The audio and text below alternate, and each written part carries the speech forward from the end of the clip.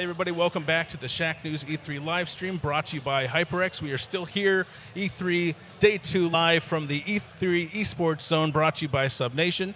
I am your host for this segment, long reads editor at Shacknews, David O'Craddock, and I'm joined by a couple of folks here to talk about Blair Witch. I wonder if I could have you introduce yourselves.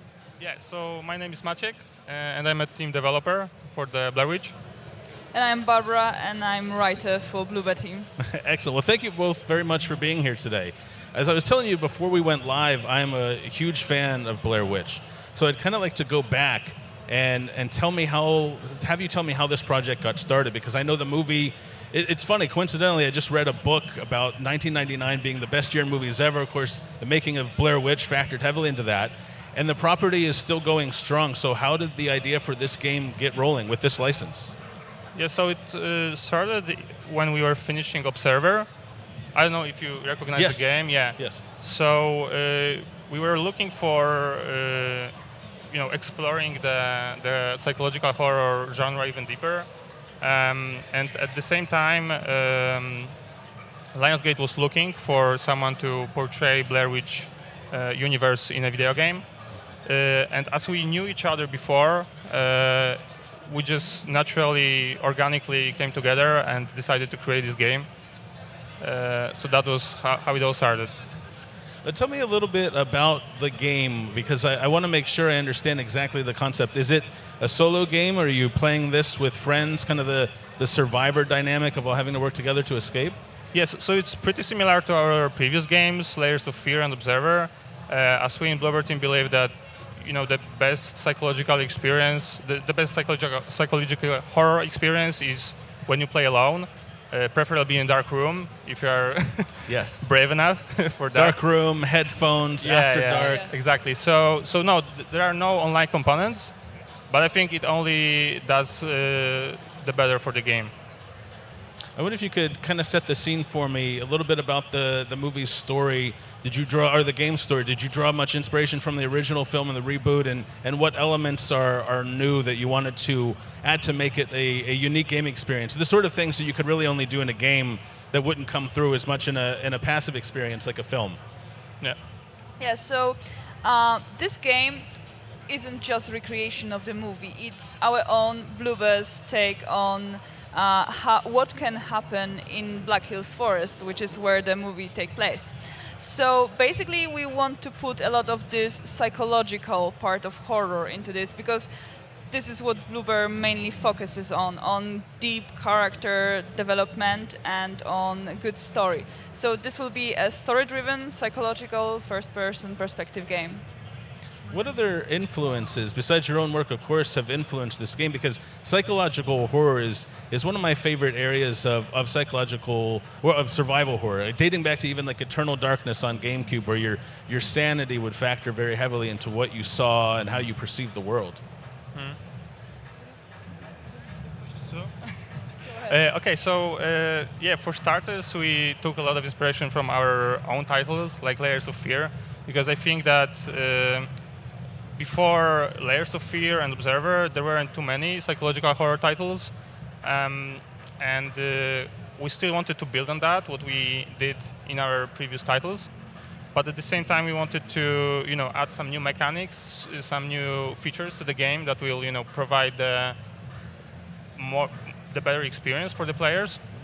So that's why we decided to include, for the first time in our history, in our team's history, an AI, which is Bullet, your dog, your companion, which was a really, really big challenge for us because we never done that before. There's also the factor of combat, because that's the first game that lets you combat your enemies. It's not a conventional way of combat, because we thought that it's not really fitting to the Blair Witch cinematic universe. But you will have ways to fend off enemies, and also you will have this iconic item from the Blair Witch universe, which is a Camcorder.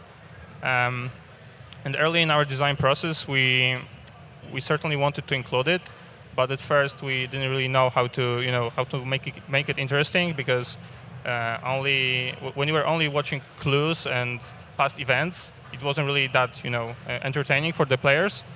So we decided to use the camcorder to solve different puzzles that you will encounter during the game that will be directly tied to the story. What do you feel goes into building that sense of dread that properties, that found footage films and experiences based on them, such as Blair Witch and Paranormal Activity, that makes them so effective? Because you have, for example, the forest, and as kind of light trickles out, it gets darker. But what elements do you feel make it more oppressive and more insidious, and just kind of this creeping dread that comes over players over time? Well, I believe that one of the reasons why found footage is so effective is because the footage is unreliable. Like, if you are watching a normal footage, you can pretty much assume that you are seeing what's real and what is in the world, like, around you. But with found footage, you are just seeing these small pieces you manage to catch. So it's not everything. It's just this part or this part, right? And I think this really suits how Bloober Teams makes games, because our world is unreliable. We always get this twisting, shifting environment. So even if you see everything, you cannot be sure that what you are seeing will stay the same as it is now. Sure. What are some experiences or lessons that you took from Observer that you felt informed this project? Can you please repeat the question, because I didn't Oh, get that. sure. What are some experiences and lessons you took from your past project that have informed Blair Witch, besides just the idea of a horror game and the Blair Witch property itself? Yeah, so for starters, we definitely wanted to include some new gameplay mechanics in the game, because we felt that, making another game like Layers of Fear, which is, at least for me, a really great psychological horror experience, but at the same time it's really simple when it comes to mechanics. We wanted to expand on that because we still want to grow, to challenge ourselves in how we make games. Yeah, so that's basically that was the main lesson that we took from our previous projects. Well, I did wonder. I think one thing I love about survival horror is having the chance to not necessarily fight back, but not feel like I'm ever in a situation where I'm killed by something that I can't see coming. Those cheap deaths that can really take you out of maybe the moment that you've been kind of building to. How do you, as a game designer, make sure that players still feel they have a chance to either fight or flee without making them feel like that they were kind of the victim of a cheap death, and maybe that'll take them out of the moment? So it's a really hard task, to be honest, because at first you create some scenes, some levels, and basically you need to iterate over and over on this scene to make it not too easy for the players, but also not too hard. And it's hard for us to do it because we are so familiar with the game that that some things come naturally to us. And when we sit some new players in front of the PC, they suddenly have problems with levels that that are breeze for us, for example.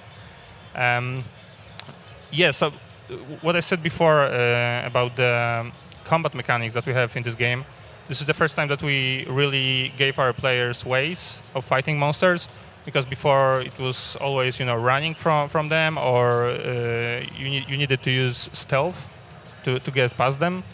So this time you will be able to fend off creatures with your flashlight, which is kind of similar mechanic to how Alan Wake's flashlight worked.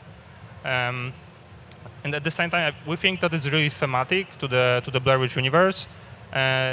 So it gives players some ways of fighting, but at the same time, it's not a conventional weapon, so players still feel vulnerable. And we kind of try to balance this factor around that. What goes into preparing an announcement for a horror game at a convention like E3, where you want to get players excited, you want to intrigue them, maybe spook them a little, but you don't want to give away too much? Well, we needed to include all the iconic Blair Witch stuff. So standing in a corner, the totem, the symbol, and generally just what we try to convey is the main themes of the game and some of the plot points, but we needed to cut it short. Like, we couldn't tell you too much. There is a lot to this game. We just couldn't show you, so you're seeing just the glimpses of what we will be able to find. Kind of like not showing the zipper and the monster. You want just enough to kind of spark the player's imagination and plant that seed. Yeah, that's exactly how it's done. Exactly. So when will the game be available? It will be released on 30th of August on Xbox and PC. That was your question, because I'm not sure. Yeah, because I might have overheard it. Oh yeah, just looking for that release date. Want to know when I can play this. Yeah, so 30th of August, yeah, exactly. Excellent. Well, thank you both very much for coming on. I'm really looking forward to playing Blair Witch. And that will do it for this segment. If you go to shacknews.com, where you are hopefully watching this live, maybe you're on Twitch, but if not, head over to Shack News. Check out our Mercury subscription for as low as $1 a month. You can get access to more interviews like this, more of the long reads where we go deep into the making of games and the culture that kind of informs them. And I am David L. Craddock signing off for Shack News. We'll be back with more interviews right after this.